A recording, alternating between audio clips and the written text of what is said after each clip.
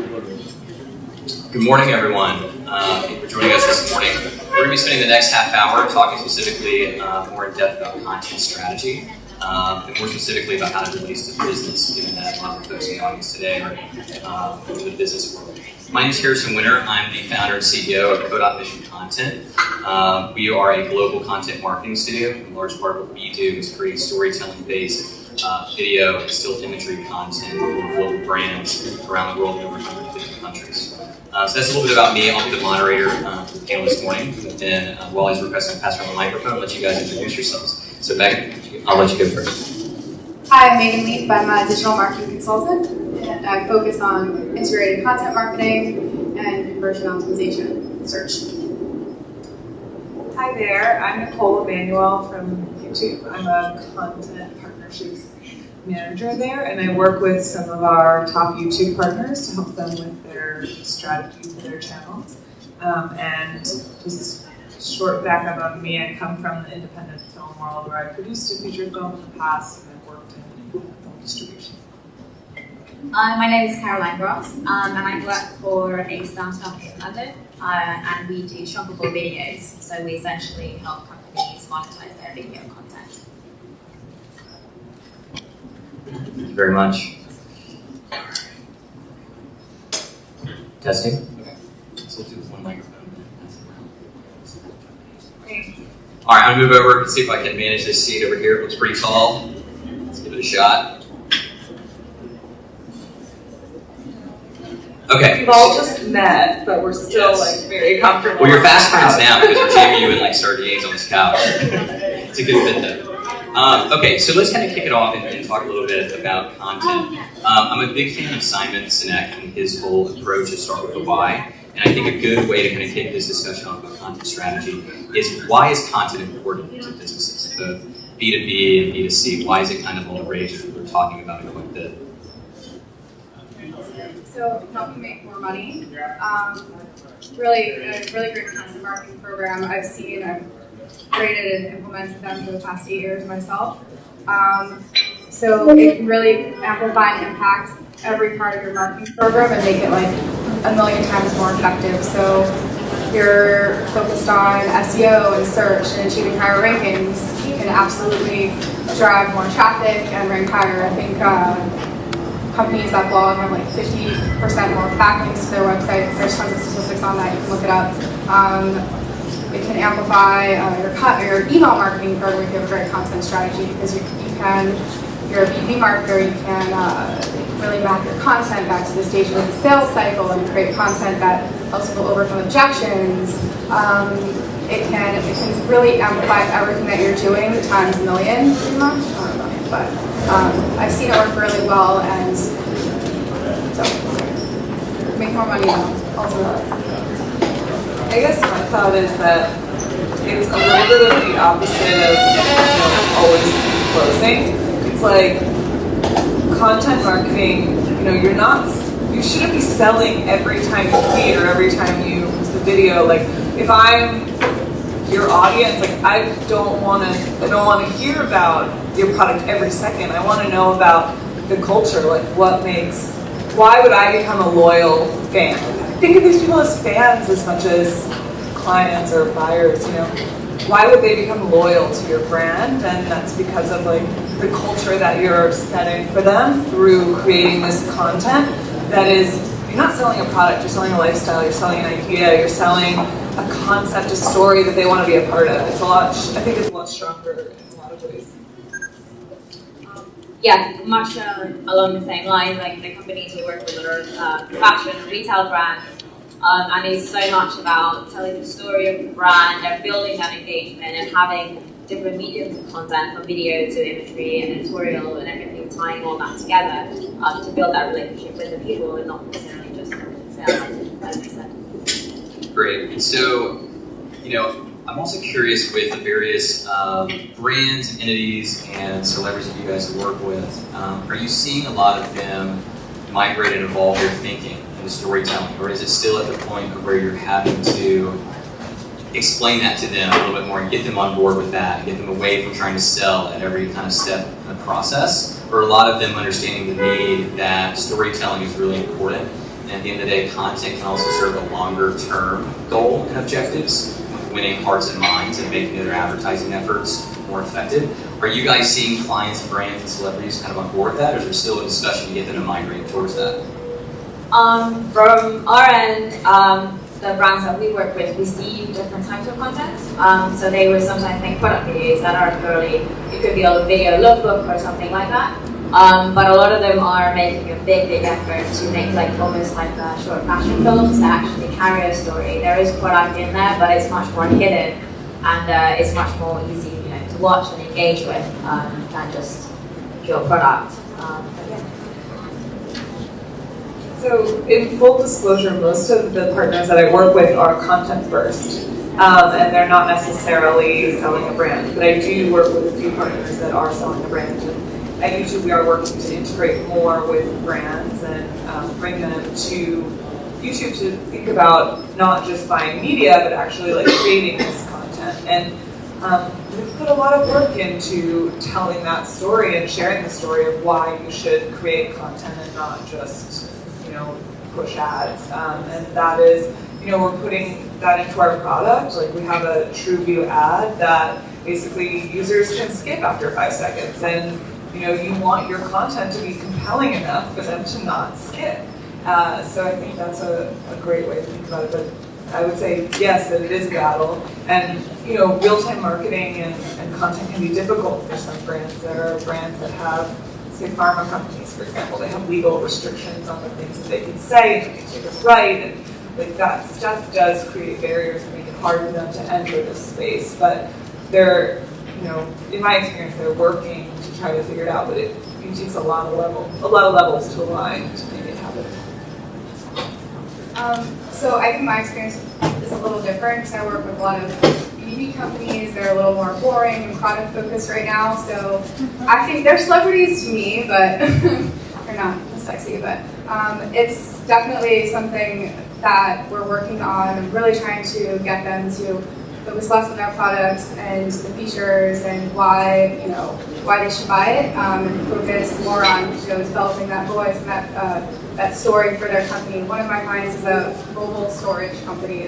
They sell industrial storage solutions to like warehouse managers and things like that, and everything is so product focused, but we can develop that story, and I'm actually helping them work on that now, and develop that voice so that they can really connect with their audience, because right now so much of their content and their message is all about the features of this mobile racking, like the headlines of their web pages and videos literally start with like the product name called Active Rack, and so that's their story. But their audience really doesn't give a crap about that. They care about making their lives better, and so I'm helping them develop that. But overall, in B2B, some like HubSpot and some companies like that, they're better at that than others, but most are still way behind. It's so important too, because companies don't sell to companies, they sell to people. So it's important to create story and content that connects. Absolutely, perfect. Next question is, what do you all feel are the key elements to forming an effective content strategy? All right, I'll take this one first. Okay. I would say, defining who your audience is, who you want to communicate with, what you want to say, how you'll say it, and defining your goals. What is your objective for your content? You don't want to just throw views on YouTube and hope something happens. You have to decide what you want to get out of that, and that'll really help define the content that you create. And define how you measure success and what those success metrics are. You're going to have product conversions, or you're going to look at sales, leads, opportunities, views.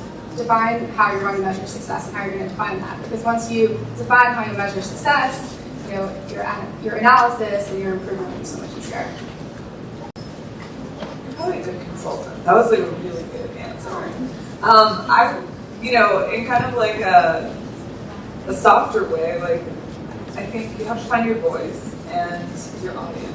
It's exactly right, and make sure that you're communicating with that audience. And when I'm taking like the work that I've done with like YouTube stars and YouTube media companies, like the personality is really, and the authenticity is what people connect with. And I think staying true to that is important. I was, one of my friends works at A24, which is a new film distributor here in the city, and she does the digital business where she actually pushes their properties. Like they sold Bling Ring and they've Under the Skin and Spring Breakers, and so she pushes those to the VOD platforms and will do the negotiations to that. She has a little bit of a battle sometimes with their social media person because the social media voice of this brand is super quirky and strange, and she's always trying to be can you tell them that our iTunes release, that the release of this movie is coming out, and sometimes they're no, I can't do it today because this is happening. But I think it's important to stay true to your voice and to integrate within that and think about your audience and your relationship with them is something that is very important. Yeah, I guess to add to that, from our end again, we look at analytics a lot on how people interact with different types of content, do A/B testing with the brands that we work with because the shoppable video is quite a new thing. So we're trying to figure out what's the best user experience and what the people actually want, and how they engage with the content and adjust it accordingly. But it is a constantly changing process. Being a hog right now, but I wanted to add something. I think when it comes to YouTube in particular, we're the second largest search engine in the world. So you have to think about every piece of content as how are you promoting this piece of content? What is your thumbnail? What is your title? Why would someone click on this? When you look at the Tonight Show channel, why do their interviews not say Wednesday on the Tonight Show we interviewed Kevin Hart. It says Kevin Hart spills on Jay-Z. That's the title. It's think about what's compelling. Why is someone gonna want to look at this and find it in search? How important is it to do the work up front to formulate somewhat of a content calendar and to be thinking through how frequently you're coming out with content and when, and the importance of the timing sometimes of when content is released? So I think that's really important, but it's also really, you want to be flexible and be able to be agile and create content that is timely and newsworthy, but content calendar is really important. You can actually use, when you plan out your content calendar, you can really break it down into the types of content that you create, the author, things like that. You can categorize it. So once you do that and you start to get some data and get results, you can then map that calendar that you created back to the results. And you can see if you start to notice some trends. For instance, let's say your content calendar has, every Monday you post something that's a how-to video or a how-to blog post, and it's by this certain person, things like that.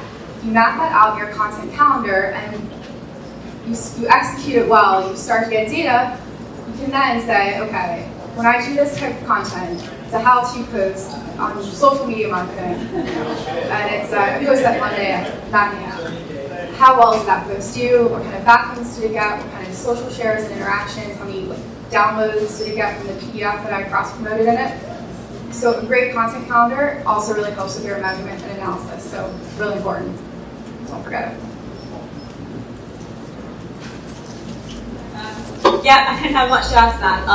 I agree, and I guess monitoring what your users use the most. Like a lot of the brands that we talk to in England, like Instagram is their one that their users use the most, so they're most active on that one. And I guess just adjusting and obviously not overdoing it also is important.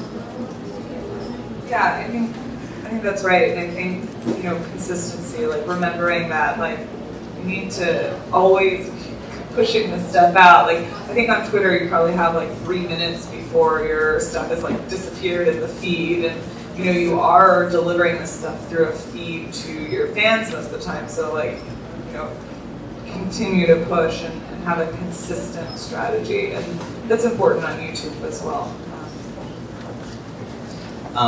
What role do you all feel that data and insights play in forming a content strategy and also ensuring that that content that's being created is going to be relevant to a target audience?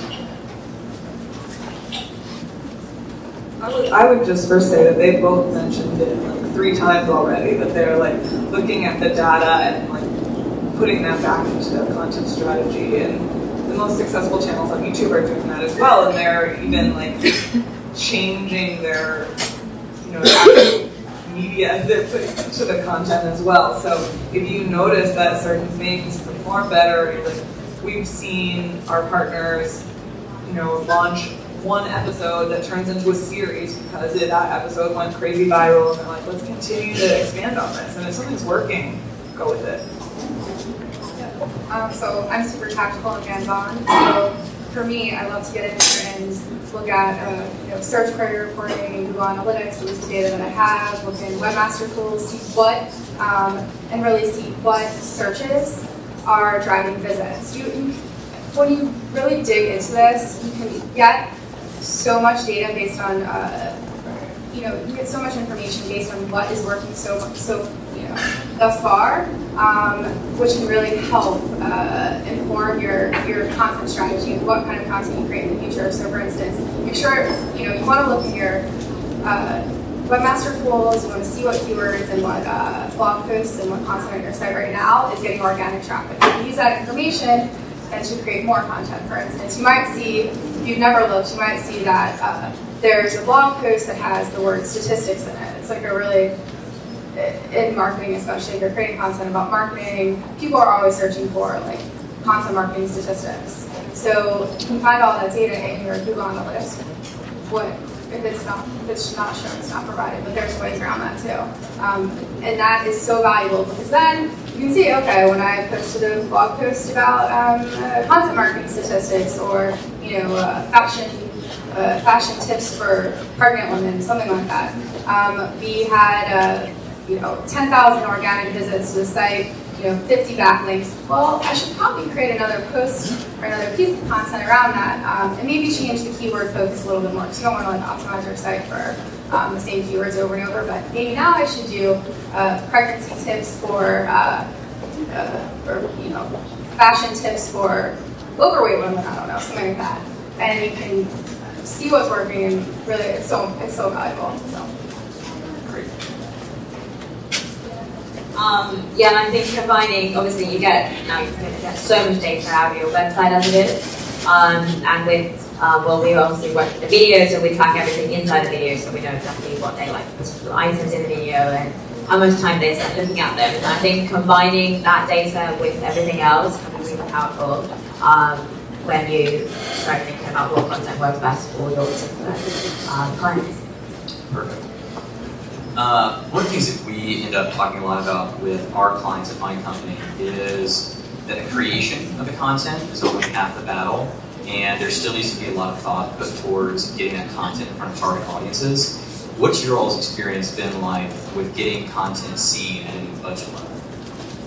Well, coming from the film world, I think it's almost like the studios will spend the amount of money that they spend producing the film actually marketing the film. And if that's what's happening in that market that is not as saturated as social media, like I think we definitely want to think about how this is getting seen. Because I don't know what's the point if it's not getting seen and you don't have those views. And I think just to expand a little bit on what we talked about last time, think about the platform you're putting it on and what works on that platform. So on Facebook, what is going to continue to drive you in their algorithm? Is it going to be likes? Is it going to be comments? Try to figure out what that is and play that. Like on YouTube, it's watch time. That is one of the key metrics. So you don't want people to click on your video and then leave, because our systems know that is not a video that people want to watch. And if you're trying to game your thumbnail and your title, we won't support you in search and related, which drives a lot of traffic. So if people are watching your content through and it's good content that's compelling, you're going to win and continue to win in those algorithms that are essentially free promotion. That's why you're doing this. You pay for some media to give yourself a bump, and then you want to take off in the algorithms. Yeah, I think social media is the main thing, trying to drive in, and you see all these brands always trying to come up with something really original that could then get picked up by somewhere. There was actually a a funny one was it's a tiny designer in LA called Ren. They did the Vertigus film, and it was I think a TV role in the office in LA, and it got picked up by BuzzFeed, and now they have like 80 million views. But it was just a really interesting piece of content. The budget on it is probably minimal. So those are kind of things that a lot of companies can use to get it for very, very low cost. So yes, promoting content through all of your different channels and using different strategies to do that is really important. Like you can't just post a video on YouTube and assume people will see it. YouTube is not a place where you can just post content and people will see it. You have to have a really smart strategy, specifically with YouTube. You have to promote your videos yourself through your own channels, whether that's email marketing or on your blog or getting other bloggers to write about it. Other bloggers love to have content and video to write about because they have to meet deadlines. They have to create a certain amount of content. So you really, if you create a video on YouTube, you can get other bloggers to blog about it, things like that. And you also can have a really smart strategy around getting more views on YouTube too. One of the things that I've seen work really, really well with a lot of different, with all the most successful YouTubers is collaborating with each other. So the more that you interact with YouTube community, the more that you build a community, a channel, and you interact with other people, you collaborate with other popular YouTubers, that is an amazing way. It's a really effective way to get your content to have more, to get more distribution and views. You can't just like upload videos too and assume that like people are going to see them just because you optimize the keywords. No, it doesn't work like that. But collaborating with people, having a collaboration strategy is really valuable and effective. And also, if you're creating written content, you want to promote that through your email newsletter, then that can get, more. You don't want to just like post content and assume people will see it. So have a strategy in place, whether it's email marketing. That has worked really well for me. I've done a lot of B2B marketing, making sure I promote my video content and written content through email. It just amplifies the results by, just a big amount. So. One last question, then we'll move on to some questions for the audience, is how important is the quality of the content for brands or businesses or for really anybody that matter in terms of quality, just the frequency that you're putting out? But I guess we talk about frequency a little, so maybe more a little bit about the quality of the content. I mean, I guess the question is important. I would ask back, like, what do you mean by quality? Do you mean like? I mean more production value. So I think on YouTube you see a ton of things spread widely that are not necessarily great production value, but people love to see them. And I guess the question more specifically is for businesses and brands. Is it okay for them to be putting out lower quality, lower video, production quality content? Do they need to be mindful of the quality stuff? Okay, so it really depends on your goals and the audience and what would be of interest to them. So, and what your goal is. So, for instance, let's say you're Cisco and you want to, get into YouTube video marketing. It really helps a lot of businesses. So, if you're Cisco and you can map all your goals back to the video content that you create. Let's say one of your goals is for your sales team to be better connected to their audience, for your audience and your potential customers to develop a really human connection with your sales team. Well, something that you can do is create interviews or short videos. They don't have to be high production with the sales team. So you can ask the sales team, what was your favorite job? What was the first thing that you ever did with whatever. What's something you're really passionate about? That type of content doesn't have to be really high production, but you also don't want it to damage your brand. So if your sales team's not great on camera or anything like that, you probably wouldn't want that. And if it's really wobbly, things like that, you want it to be you don't want it to damage your brand. But it can also be really human and personable. So it really depends. But yeah, just don't embarrass yourselves. Very good point. Yeah, and I think just to add to that a little bit,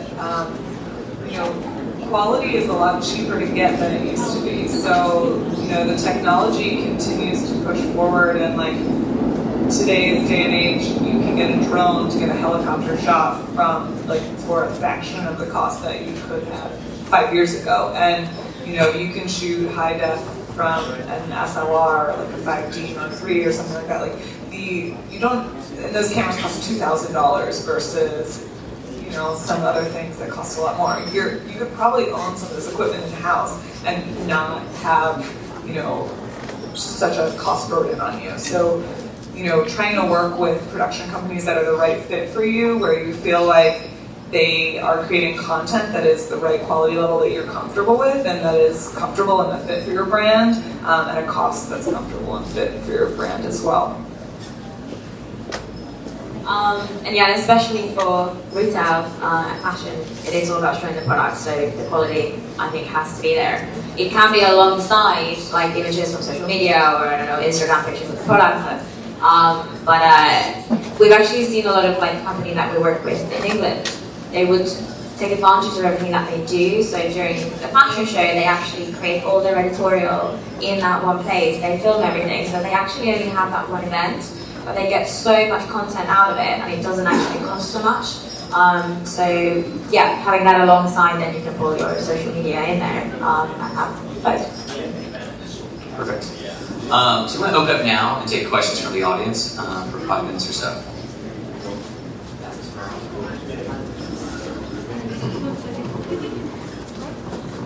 Hi, my name is George Steffen from Steffen Partners. We're a branding and digital marketing company. I want to talk about creative. We're the business to sell, and I absolutely agree that you should be selling all the time. So I'd like your thoughts on great content that sells without selling. What's your thoughts about that? So my thought about that is, you know, if you look at some of the YouTube stars, this is the world that I'm working in, so sorry, I keep coming back to YouTube. It's hard just for me to escape it. But if you look at Michelle Phan and Bethany Moda, for instance, who were recently in a big ad campaign here in New York and some other key cities, they, you know, Michelle has a line with L'Oreal, and she has a deal with L'Oreal, and she is selling content. She's selling how-to videos and stories, and she's telling you how to look like Lady Gaga in her recent video, but there is product integrated into that, and it's integrated in a way that her fans trust her, and she has an authenticity with them that she can do that. Bethany Moda as well has a line with Aeropostale, and her content is not always about Aeropostale content, and it's also not always about what her, you know, products, but, you know, she does integrate that. And so I guess what I would say is that if you're going to put out 50 tweets, like, think about what percentage you're comfortable with being about your product, and what else you're comfortable with, like, being a part of the zeitgeist of the world, with what people are talking about, what people are going to care about that's more than just, you know, the toothbrush or whatever it is. I think, you know, I work with Johnson & Johnson, and they talk about, you know, how do we convince people we're selling more than goop in a bottle? And, you know, like, what is more than your product? So when I say it's not always be selling, it's a little bit of like a misnomer. It's not just like saying buy. It's you're selling subtly and emotionally. I'll add, be helpful, provide value. What would your audience be interested in? Don't think about what you would want to watch or what you would want to read.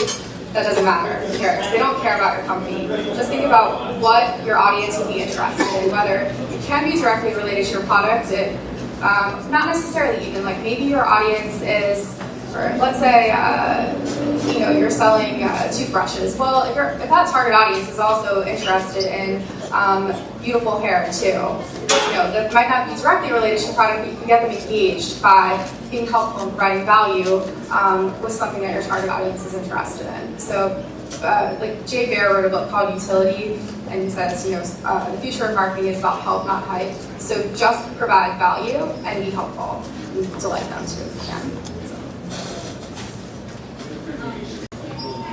Yeah, exactly the same. I think for me personally, I really like content where the product is very deeply integrated, so it's not in your face, and it might not just, you might want information about something else in there, and that's just alongside the product, but it just makes it much more interesting, and the product kind of just subconsciously goes in there. and then you can access that information later. The other thing that I'll add is it's always important to think about both marketing mix and a customer's journey.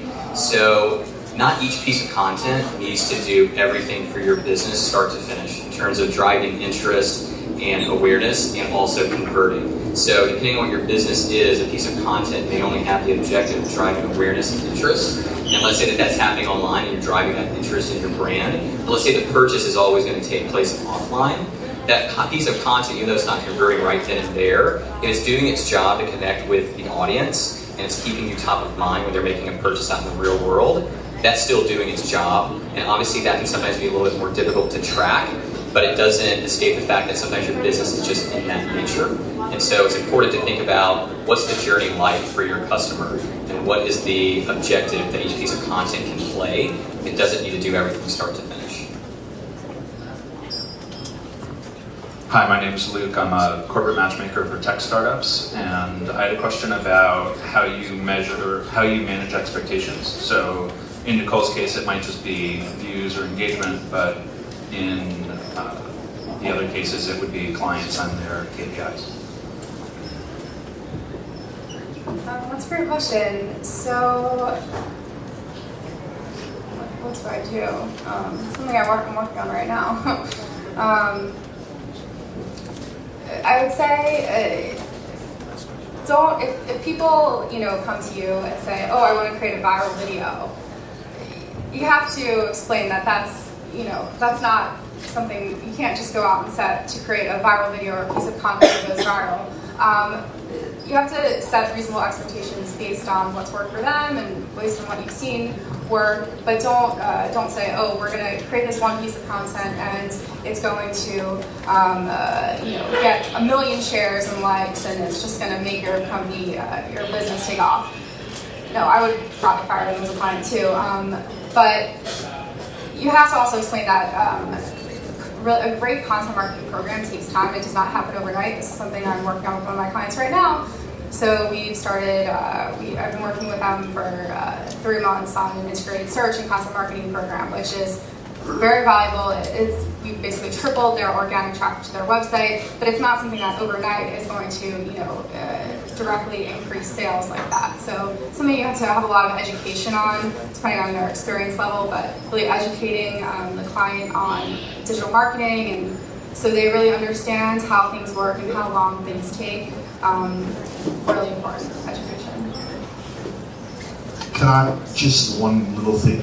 My name is Sven. I used to work in TV. I'm old school. I'm really old. And one of the things we were always confronted with was what we would call illicit advertising. So looking at YouTube, having a big star, being promoted a product without actually telling that up front. How do you deal with that? Because in the end of the day, I actually think your audience is not stupid. Their audience, they actually would like to know who's sponsoring. It's like going on Yelp and going to a restaurant. You would like to know that the reviews on there are genuine and not somebody's uncle and nephew who's been writing, this is great food, you should go here. So it is required that they're upfront if they have a paid promotion.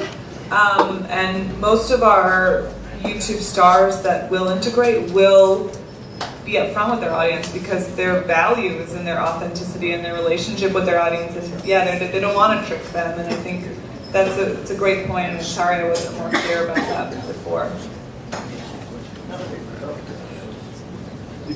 It's not so much that I'm criticizing you. I'm just asking you, how do you look upon that for the future? Because more and more, and the two consultants on your both sides, that's the one little thing.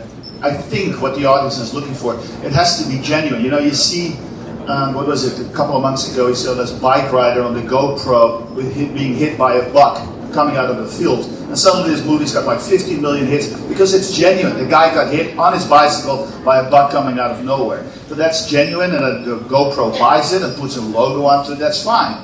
I just find it interesting to see where we're going to go not only for YouTube, but everywhere.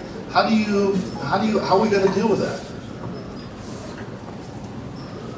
I'm sorry. So your real question is how are brands going to be able to make sure that their content comes off as authentic? Yes.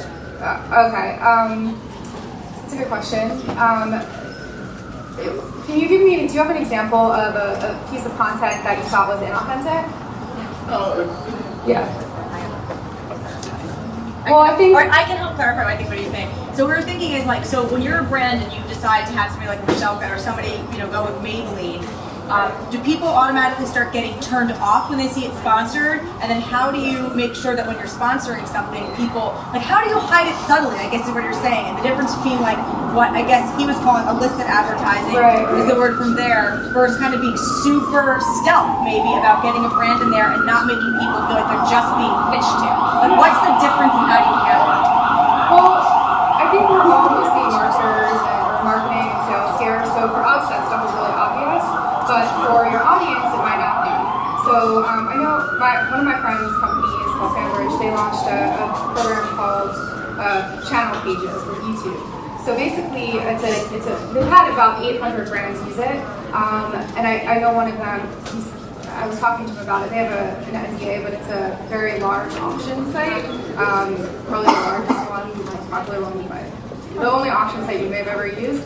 They're using it right now. So what this large auction site, the largest auction website, has done is they leverage channel pages. So what channel pages let you do, YouTube channel pages, go to channelpages.com, is you can find a really relevant audience or a really relevant YouTuber and channel and potentially work with them. So as a brand, you wouldn't necessarily have to go through an agency to create a viral video or a piece of content. You can actually go through channel pages and contact a blogger, let's say one of those big fashion makeup bloggers, and work with her and see if you can work together for her to create a video around your brand. So it's something that I do see people, over 800 companies have worked with channelpages.com to get and find really relevant bloggers, YouTubers to create videos around them or mention them, things like that, and to really collaborate. So it's something people have done, and I wouldn't worry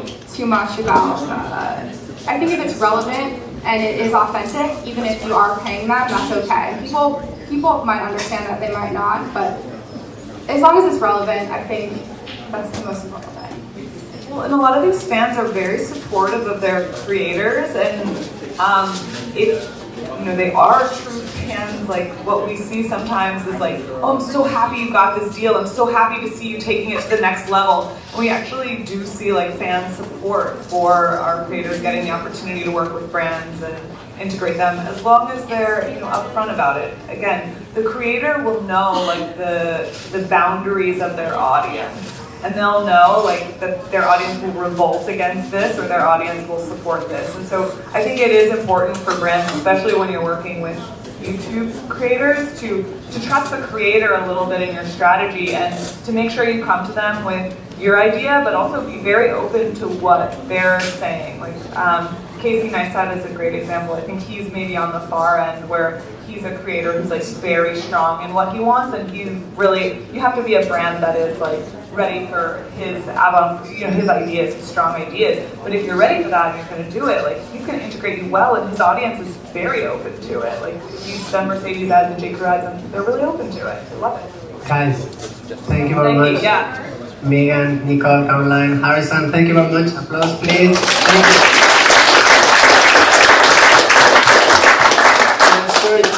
I'm sure if you guys have more questions, they'll stay around. I'm not sure all the day because I know some are flying somewhere today, but I'm sure during the break you can ask questions. Thank you. Thank you for being here. Thank you, Harrison.